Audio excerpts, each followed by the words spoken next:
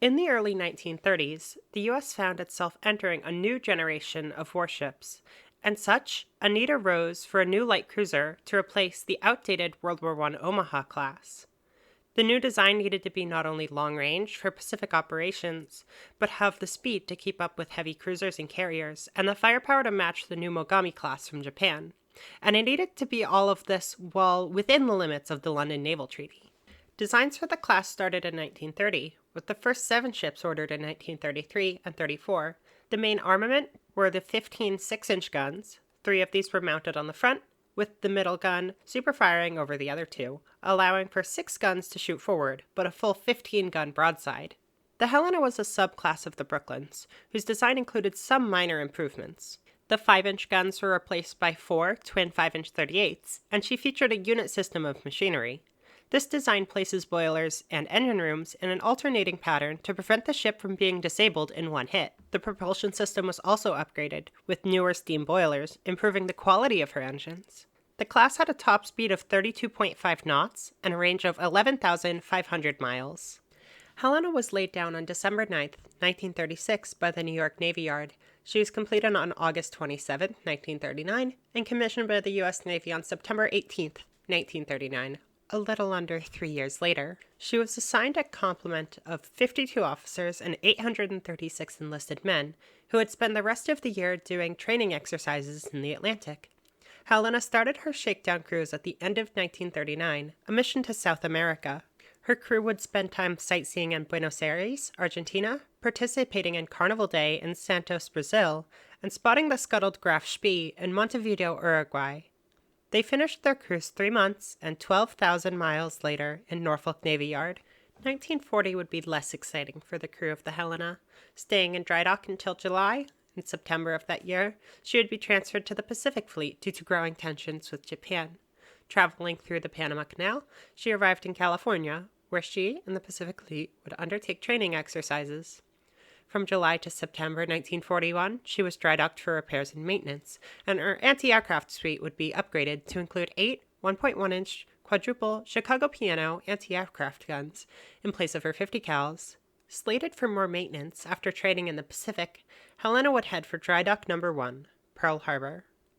On the morning of December 7, 1941, the USS Helena was moored in Pearl Harbor along the minesweeper Oglala, waiting general maintenance in the dry dock occupied by the battleship Pennsylvania, the flagship of the U.S. Pacific Fleet.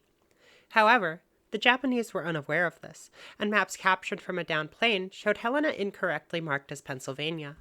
The Japanese surprise attack began at 7:48 a.m., and on board the Helena, officer of the deck, Ensign W. W. Jones, sounded the alarm and announced over the ship, "Japanese planes bombing Ford Island. Man all battle stations. Break out service ammunition." Just a few minutes later, at about 7:58, the Japanese pilot Tsuyoshi Nagai fired a torpedo at just 500 meters from the Helena. The torpedo passed under the shallow draft Oglala and into Helena's starboard side amidships, crippling her and ripping a hole in the sides of both ships.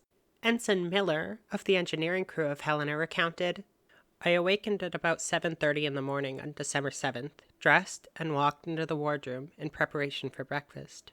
As I sat down, over the announcing system came the word, 'Japanese planes are attacking Ford Island. All hands to general quarters.' Immediately, I ran up to the main deck intent on proceeding aft to my general quarters station. Just as I reached the main deck, I was jarred by a tremendous explosion, which seemed to lift the ship bodily several feet and apparently came from amidships between the Oglala, moored alongside, and the Helena, just forward of number 3 mount. At this time, I saw at least 7 torpedo planes, which had apparently just passed over the Helena, dropping torpedoes aimed at the row of battleships moored across from us. All had big red discs on their wings, and my estimate of their altitude when they dropped their torpedoes was from 50 to 70 feet above the water. The torpedo hit caused major flooding in 4 boiler room compartments and the machinery in the number 1 engine room, and although the ship's propulsion was crippled, her crew would not be deterred. Quoting the ship's action report, when the torpedo hit, all light and power went off in the ship. The men continued through the darkness to their stations. One man, Chief Water Tender Westbrook, waded through about 2 feet of oil, and through the pungent smoke of the explosion that still lingered in the sealed-up, non-ventilated spaces of the third deck, to the boiler cleaning station, to obtain a supply of sprayer plates necessary to light the auxiliary boiler and restore power to the ship. Within about 2 minutes of the initial torpedo strike, power was restored to the pumps and gunnery mounts, lighting the ship back up and enabling Helena's larger anti-aircraft guns to come into action. The guns of Helena would manage to stave off more Japanese attackers, and she would avoid being hit by 4 torpedoes and only take minor splinter damage from 4 near-miss bombs. Helena would respond in kind to these attacks with her own fire. Throughout the battle, the Helena would expend over 5,000 rounds of 50 cal, 3,000 rounds of 1.1 inch, and 375 5-inch shells. Adding to the barrage of anti-aircraft fire was Lieutenant Ira Sykes.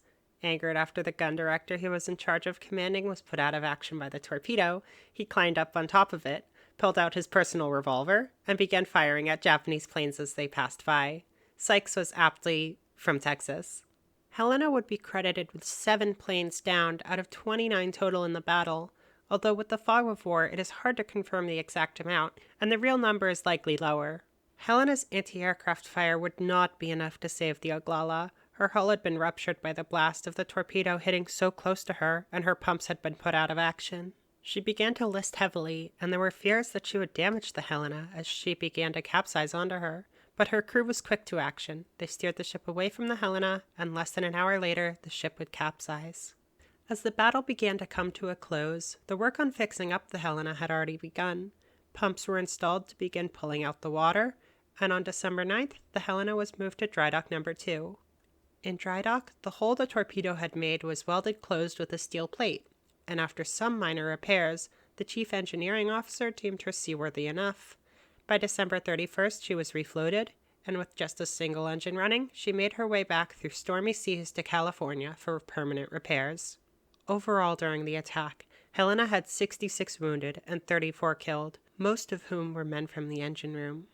Yet not all on the Helena was gloomy. Her after-action report showered the crew with praise, stating, "Every man and officer observed on this ship conducted himself in a meritorious and exemplary manner. All were cool, determined, resourceful, vigorous, and individually and collectively conducted themselves with no hint of confusion or hysteria, and with no thought of danger to themselves.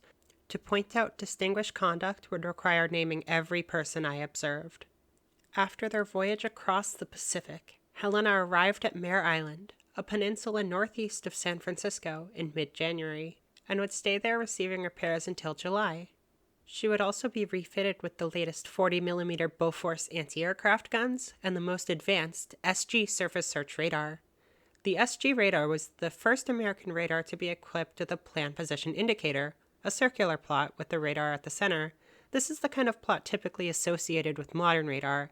This gave Helena not only a more advanced and newer system, but it made it easier for the radar operators to interpret what they were seeing. This would prove especially useful at night. Although Helena stayed in dry dock, much of her crew did not. The war in the Pacific didn't stop growing, and many officers and men were pulled from Helena and assigned to new ships. New crewmen would be needed to replenish the Helena, and so with her new complement, the ship began training exercises on the West Coast. Soon after this, she would be called into service to escort a convoy of Seabees, marine engineers, to the South Pacific. Not all of the new crew had arrived, however, and some would go on to play a game of catch-up with the ship, using whatever transport methods they could find. One man, Lieutenant Morris, would start his journey in Chicago, where he would receive orders to report aboard the USS Helena wherever she may be. From there, he would take a train to the West Coast, from which the Helena had already departed. He and a fellow officer then boarded a repurposed United Fruit Company transport, where they would travel to Pearl Harbor, and from there they leapfrog onto a total of 9 other ships varying in size and age, from the aircraft carrier Hornet and the battleship South Dakota to marine transports and ancient repair ships. They finally caught up with the Helena on September 18th, coincidentally, exactly 3 years after she had been commissioned. Helena had not been idle during this time, however. After arriving in the South Pacific, her next assignment was to join with the USS Wasp task force. On September 15th, as she was cruising in the Coral Sea, the Wasp was hit with 3 torpedoes fired from the Japanese sub I-19. The lightly armored carrier was wrecked with internal explosions and would soon be scuttled by her destroyer escorts. The Helena would rescue over 400 of her crewmen. After a brief stint at base refueling and dropping off the crew of the Hornet, Helena would be assigned to join Task Group 64 under command of Rear Admiral Norman Scott. Weeks earlier, Scott had been aboard the light cruiser San Juan during the Battle of Savo Island. Although not involved in the fighting, he witnessed firsthand the consequences of being on the receiving end of a surprise attack in the dark.